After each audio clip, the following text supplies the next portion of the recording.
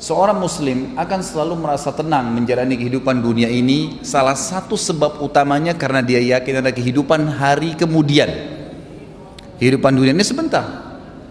Semua kita lihat depan mata kita, sekuat apapun fisik seorang manusia, kita nggak bicara lagi makhluk Allah yang lain, manusia saja. Orang yang terdekat di antara anda pribadi, kerabat-kerabat kita, teman-teman dekat, orang-orang tua kita, mereka meninggal dunia. Sekuat apapun, sehebat apapun dia, ya, prestasi dunianya, profesor kah, doktor kah, dia seorang bisnismen yang terkaya di dunia kah, orang yang paling gagah atau cantik kah, orang yang paling dihormatin kah, kepala suku kah, presiden kah, siapa saja, atau orang susah, semua akan meninggal. Kehidupan dunia sebentar akan dilaluin. Orang mukmin yakin bahwasanya ada kehidupan yang abadi di sana. Sehingga perhatikan bedanya. Kalau orang mukmin tahu ada hari kemudian, akan membuat dia musibah apapun yang datang padanya, dia akan bilang, oh ini kehidupan dunia. Toh juga saya akan dapat pahala sabarnya di akhirat. Toh nanti akan membersihkan dosa saya dengan musibah ini. Mudah nggak dia lalui musibahnya? Akan mudah. Hanya karena masalahnya satu, dia yakin ada hari kemudian. Dia kalau ditipu oleh orang, ada orang berbuat zalim kepada dia, dia sangat tahu kalau dia beriman, ada hari kemudian, ada hisab di sana. Tidak ada orang yang berbuat zalim kepada diri kita, Bapak Ibu sekalian, kecuali kita akan mengambil hak kita demi Allah di mahkamahnya Allah hari kiamat. Tidak ada, sekecil apapun.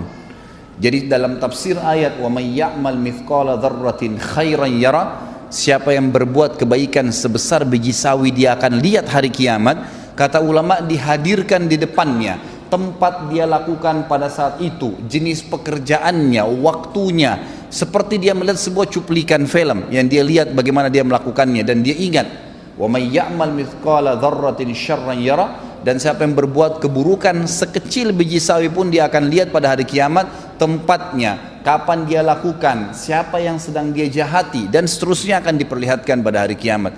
Tidak ada sesuatu yang hilang. Bukankah hadis Nabi SAW yang masyhur riwayat Bukhari, bahwasanya apakah kalian tahu siapa orang yang bangkrut? Hadis ini sudah sering masyhur di kalangan para dai-dai kita. Maka para sahabat mengatakan, ya Rasulullah, orang yang bisnis bangkrut, hilang dirham dan dinarnya. Kata Nabi SAW, bukan, itu kecil kalau cuma dirham dan dinarnya yang habis, rupiahnya habis, tokonya bangkrut, itu kecil, tidak ada masalah sebenarnya. Tapi orang yang bangkrut yang sebenarnya adalah orang yang datang hari kiamat membawa pahala sholat lengkap, pahala puasa lengkap, pahala haji, pahala sedekah, banyak sekali. Tapi dari sisi lain pernah mencaci maki orang yang ini, pernah memukul orang yang itu, pernah mengambil haknya orang yang ini, dan tidak minta maaf, tidak mengembalikan hak-hak itu di dunia. Maka mereka akan datang pada hari kiamat di mahkamahnya Allah menuntut, ya Allah, orang ini zalimi saya, ya Allah, orang ini pernah pukul saya, pernah gibah saya, pernah fitnah saya, pernah mengambil sepotong tanah saya, pernah dan seterusnya. Lalu diambillah dari pahala dia, dibagi-bagikan kepada orang-orang yang sedang menuntut. Kalaupun sudah habis pahalanya dan masih banyak yang datang menuntut, kata Nabi SAW, diambil dosa-dosanya orang yang menuntut, ditimpakan kepada dia. Maka jadilah dia orang yang bangkrut sebenarnya. Pahalanya semua habis, ditambah lagi ditimpakan kepadanya dosa-dosanya orang yang akan menyebabkan dia menanggung hukumannya, gitu kan? Maka dia dilemparkan, kata Nabi SAW, ke dalam api neraka lebih jauh daripada jarak timur dan barat. Perhatikan kalau orang beriman membaca hadis ini, kira-kira apa yang membuat dia khawatir kalau dia terzalimi di dunia? Gak ada sesuatu. Kalau kita tidak bisa mengambil hak kita di dunia, kita akan panen dalam bentuk pahala pada hari kiamat, akan melahirkan ketenangan jiwa. Kita akan tenang, ternyata tidak ada yang hilang tuh. Sendal kita yang pernah diambil, HP kita yang pernah dicuri, kunci mobil kita yang pernah hilang, mobilnya pernah hilang, pernah dibuat apa sajalah kezaliman orang lakukan. Tidak ada yang akan selamat pada hari kiamat. Allah Subhanahu wa taala akan datang dan menghakimi semua hambanya. Sampai kata Nabi SAW di dalam hadis yang sahih, kalian akan berbicara dengan Tuhan kalian tanpa ada penterjemah di antara kalian pada hari kiamat, dan Allah akan menghakimi semua hamba-hambanya pada hari itu. Semuanya, tidak terkecuali, tidak ada yang bisa lolos pada saat itu. Beriman pada hari kiamat, hari kemudian memberikan ketenangan jiwa. Seorang muslim tahu, orang mukmin tahu, pada saat dia lahir, saya nggak bicara kalau anda sehat kemudian tiba-tiba anda stroke, itu ringan. Bagaimana dengan orang yang baru lahir tiba-tiba sudah cacat? udah buta matanya, udah nggak bisa jalan. Apa kira-kira yang bisa menghibur dia coba? Kalau anda sebutkan apa yang saya sebutkan sekarang tentang masalah, tanamkan dalam hatinya adanya hari kiamat dan semua cacat fisik di dunia ini tidak akan dibawa di akhirat.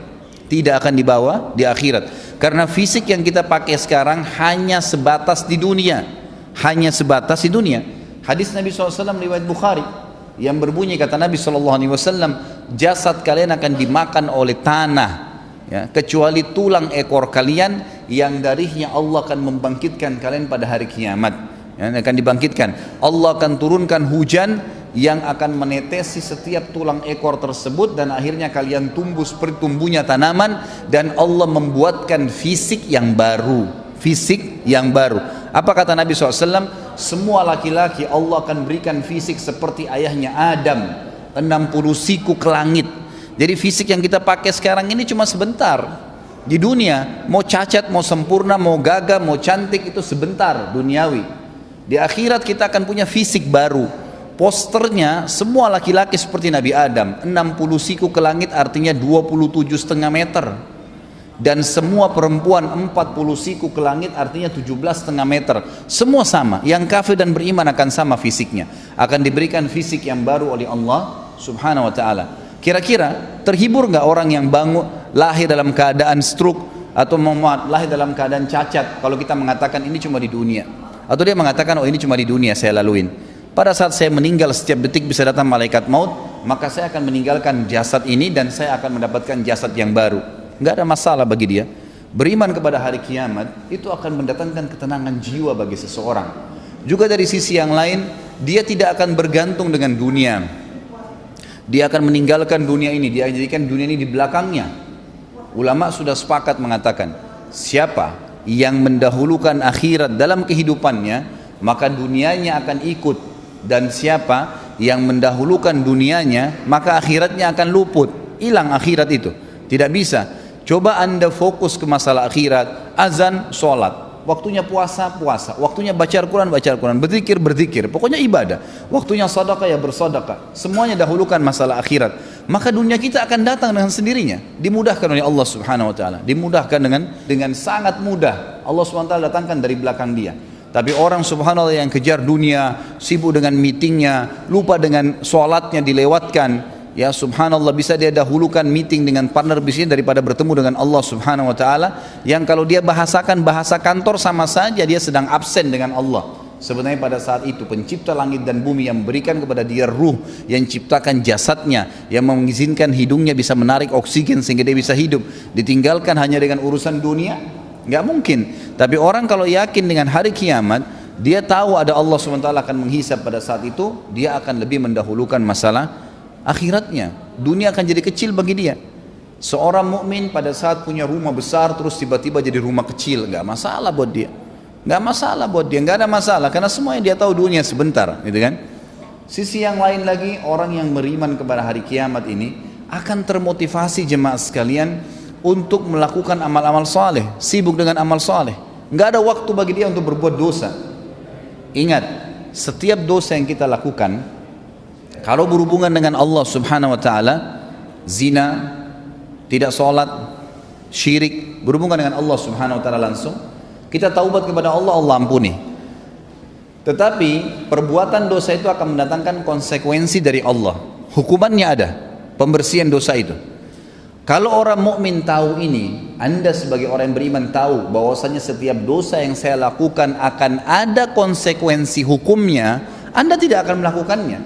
Banyak orang berani, kalau dalam bahasa ulama itu tajarra Allah, dia berani sekali pada Allah karena dia belum tahu kalau dia melakukan satu perbuatan dosa akan datang konsekuensi hukum dari Allah, nggak bisa dia selamat.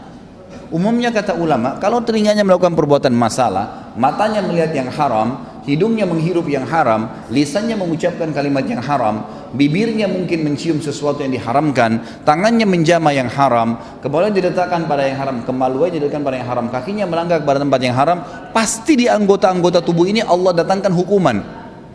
Jangan heran kalau anda pernah berbohong, tiba-tiba ada satu waktu kena sariawan.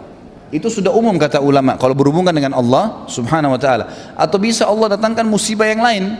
Allah subhanahu wa ta'ala mendatangkan hukuman. Maka Bapak Ibu sekalian jangan merasa aman dengan dosa kepada Allah subhanahu wa ta'ala. Enggak main-main itu. Kalau kita tahu dan kita beriman bahwasanya al-jaza min jinsil amal, sebagaimana sabda Nabi SAW, akan datang balasan sesuai dengan kadar perbuatan seseorang, maka kita tidak akan lakukan itu. Begitu pula dengan berhubungan masalah haknya manusia, mencuri, menggibah, memfitnah, haknya manusia, mengambil haknya dia.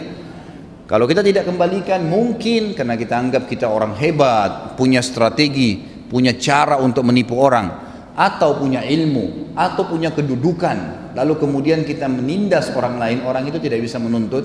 Nggak ada yang selamat dari mahkamah Allah SWT. Perhatikan kata ulama, hari ini Anda menipu, besok pasti Anda ditipu, pasti.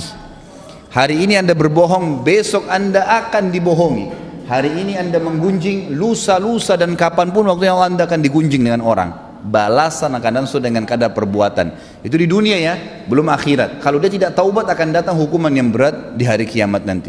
Kalau kita tahu dan sadar bahwasanya ada hisab hari kiamat, kita akan lebih hati-hati, tidak akan mudah untuk melakukan perbuatan dosa, karena berat di dunia, berat juga di akhirat nanti.